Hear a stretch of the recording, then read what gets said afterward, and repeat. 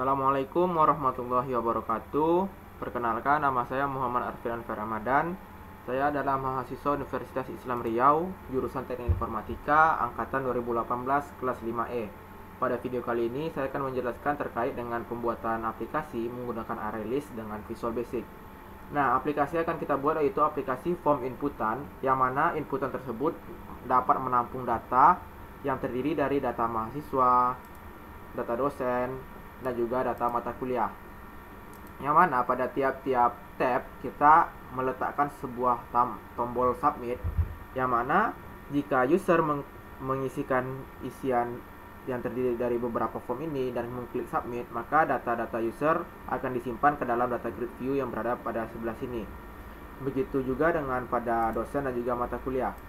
Selanjutnya dalam aplikasi ini juga kita membuat beberapa aturan validasi seperti pada pengisian NPM, nomor KTP, dan juga IDN ini, user harus mengisikannya dengan data berupa angka, tidak bisa diisikan dengan data berupa huruf. Jika user mengisinya dengan huruf, maka akan muncul sebuah peringatan. Selanjutnya, jika user mengklik tombol submit tanpa mengisikan suatu data ataupun data yang diperintahkan untuk diisi ini tidak lengkap, maka akan muncul peringatan juga. Langsung saja kita cobakan demonya. Sini saya coba mendemokan mengisi NPM dengan berupa huruf, maka akan muncul peringatan seperti berikut. Dan juga jika kita klik tombol submit tanpa kita mengisikan datanya, maka juga akan muncul peringatan seperti ini. Kita coba saja.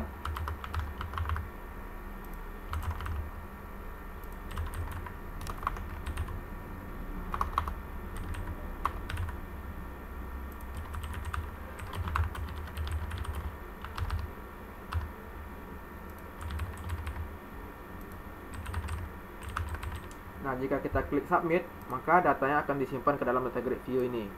Ini adalah data yang kita inputkan tadi. Selanjutnya untuk dosen,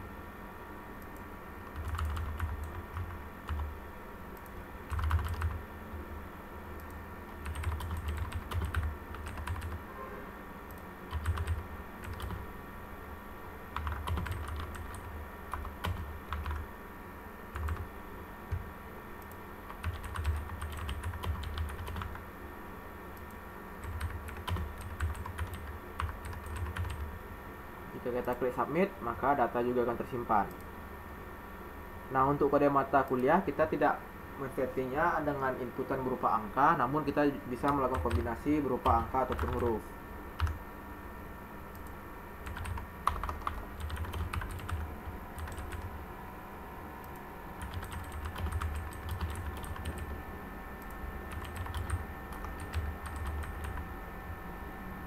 Jika kita klik submit, maka data akan disimpan di dalam data grid view. Nah, selanjutnya kita akan memasuki bagaimana langkah-langkah pembuatan aplikasi seperti ini. Yang pertama yang harus kita lakukan yaitu kita melakukan desain aplikasi ataupun desain antarmuka aplikasi yang akan kita buat. Nah, kira-kira desainnya seperti ini, seperti yang sudah didemokan sebelumnya.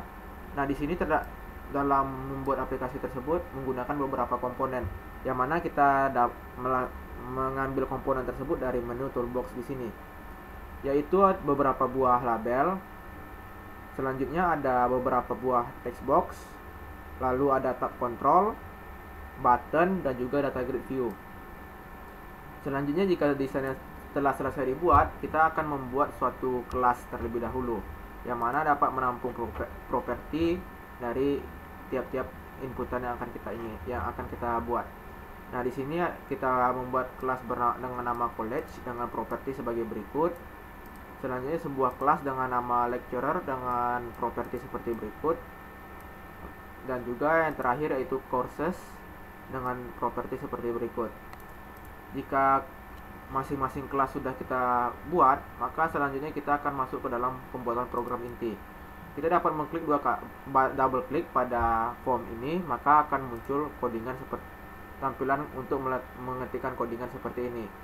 Yang langkah pertama yaitu kita deklarasikan terlebih dahulu sebuah variabel baru, yang mana untuk membuat suatu data tabel.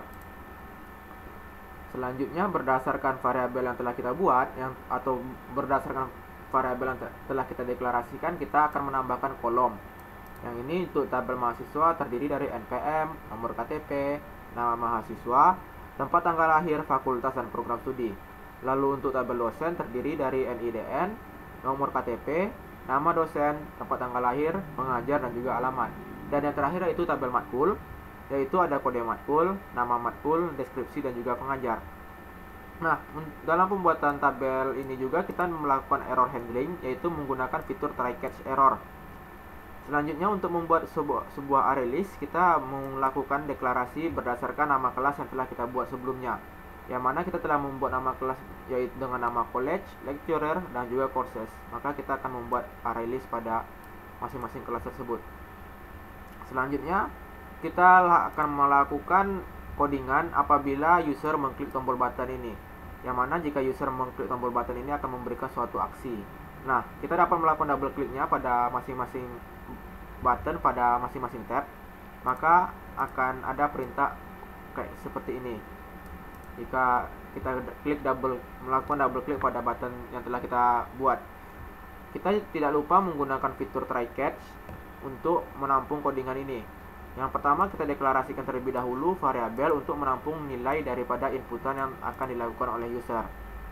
Nah, karena kita membuat ketentuan jika user tidak ataupun mengisikan datanya tidak lengkap ataupun tidak ada isian sama sekali, maka akan muncul peringatan seperti ini, yaitu kita akan menampilkan peringatan tersebut dalam bentuk message box. Selanjutnya kita akan membuat variabel baru dengan nama new college sebagai variabel untuk menampung daripada array list kita. Nah, selanjutnya kita buat variabel untuk menampung data row, yang mana data-data tersebut terdiri dari NPM, nomor KTP, nama mahasiswa, tempat tanggal lahir, fakultas, dan juga program studi. Nah, data-data tersebut ditangkap daripada variabel new college yang telah kita buat, yaitu data berupa NPM, KTP, nama, tempat tanggal lahir, fakultas, dan juga prodi. Nah, jika user telah mengklikkan tombol submit dan mengisikan data secara lengkap, maka kita akan membuat program juga, yaitu jika user melakukan inputan secara lengkap, maka setelah user mengklik tombol submit, maka data-data form inputan otomatis menjadi kosong. Ini adalah codingannya. Selanjutnya jika button submit pada tab dosen diklik, codingannya hampir sama dengan daripada mahasiswa sebelumnya. Kita bisa melakukan copy paste namun kita dapat melakukan sedikit pengeditan, yaitu pengeditan lebih lengkapnya terlakukan pengeditan pada masing-masing variabel yang akan kita gunakan, karena masing-masing daripada variabel tersebut akan kita buat berbeda. Begitu juga dengan pada tab matkul di button di ini kita lakukan double klik untuk melakukan codingan, maka kita dapat melakukan copy paste juga dengan melakukan sedikit pengeditan, yaitu pengeditan terkait dengan variabel apa yang akan kita gunakan. Lalu yang terakhir yaitu kita akan mencek suatu validasi, yang mana seperti yang sudah didemokan sebelumnya, data-data untuk NPM, nomor KTP dan juga NIDN tersebut harus diisikan dengan format angka. Nah, ini adalah codingannya, yang mana jika user hanya dapat mengetikkan ataupun mengisikan inputan berupa angka yang mana dimulai dari 0 sampai dengan 9. Jika user tidak mengetik selain dari mengetikkan daripada perintah yang di sini ataupun mengetikkan dengan huruf, maka akan muncul sebuah message box. Selanjutnya kita dapat melakukan copy paste saja terkait dengan codingan ini yang pada bagian inputan mana akan kita buat menggunakan hanya dapat diisikan oleh angka. Seperti yang di sini kita akan men-setting yang mana NPM, KTP, NIDN dan juga KTP pada dosen hanya dapat diinputkan oleh angka. Selanjutnya, karena ini aplikasi yang kita buat ini menggunakan Git, jadi kita akan melakukan commit pada setiap kita selesai melakukan sedikit ataupun melakukan beberapa perubahan, seperti yang di sini. Di sini terdapat di sini terdapat beberapa commit yang telah kita buat. Yang pertama yaitu first commit ketika kita membuat file baru, yaitu selanjutnya pembuatan desain antarmuka aplikasi selesai. Yang ini maksudnya ketika pembuatan aplikasi selesai, aplikasi UI ataupun antarmuka selesai, maka kita commit dulu. Setelah itu, setelah desainnya sudah selesai, maka kita akan memulai codingannya. Kita commit lagi, lalu kita akan membuat kelas yang bernama college, lecturer, dan course untuk program array. Lalu yang terakhir, yang selanjutnya, ketika codingan untuk mahasiswa dan dosen berhasil, kita lakukan commit. Dan selanjutnya itu codingan untuk matkul berhasil. Yang ini codingan untuk matkul ini maksudnya setelah berhasil dibuat ini, maka kita commit. Dan yang terakhir itu membuat form validasi inputan yang mana berupa angka.